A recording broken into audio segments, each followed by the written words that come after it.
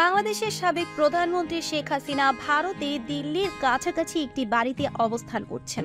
সেখান থেকে তিনি কারোর সঙ্গেই যোগাযোগ করতে পারছেন না। হাসিনার ওই বাড়ির বাইরে যাওয়ারও অনুমতি নেই, এমনকি বাড়ির কাছাকাছি একটি সুপার শপেও যাওয়ার সুযোগ নেই তার জন্য। আন্তর্জাতিক পুরস্কারপ্রাপ্ত অনুসন্ধানী সাংবাদিক সেলিম সামাদ ভারতীয় সংবাদ মাধ্যম নর্থ ইস্ট নিউজে লেখা এক প্রতিবেদনে এইসব দাবি করেছেন। গেল 5ই আগস্ট ছাত্র জনতার আন্দোলনের মুখে দেশ ছেড়ে ভারতে আশ্রয় নেন বাংলাদেশের সাবেক প্রধানমন্ত্রী শেখ হাসিনা। ভারত থেকে যুক্তরাজ্যে পাড়ি দেবেন সে সময় এমন গুঞ্জনের খবর ছড়িয়ে পড়ে বিভিন্ন সংবাদ মাধ্যমে, তবে সেই সুযোগ তিনি পাননি। শেষ পর্যন্ত হাসিনাকে দিল্লিতে থেকে যেতে হয়।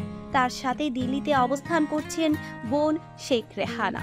শেখ হাসিনা বর্তমানে দিল্লির কাছাকাছি কোনো বিমান ঘাঁটির একটি নিরাপদ বাড়িতে অবস্থান করছেন।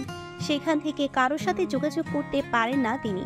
আন্তর্জাতিক পুরস্কারপ্রাপ্ত অনুসন্ধানী সাংবাদিক সেলিম সামাদ ভারতীয় সংবাদ মাধ্যম নর্থ ইস্ট নিউজে লেখা এক প্রতিবেদনে এমন দাবি করেছেন।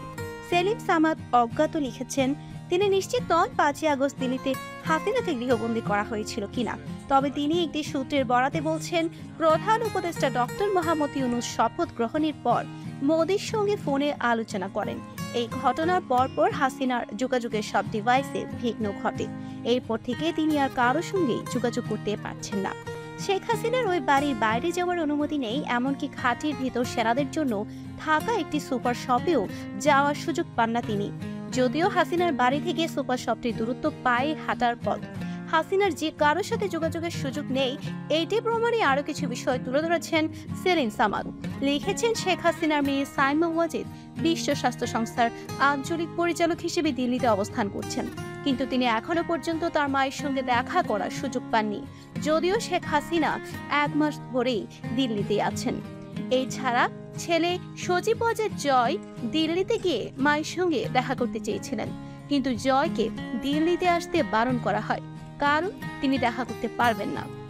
শেখ হাসিনাকে যে নির্জন বাড়িতে রাখা হয়েছে সে ব্যাপারে তার ছেলে মেয়ের নীরবতা স্পষ্ট। সামাদের দাবি, হাসিনার ফোনের সংযোগও বিচ্ছিন্ন করে দেওয়া হয়েছে, ফলে পরিচিত কারোর সঙ্গেই কথা বলতে পারছেন না তিনি।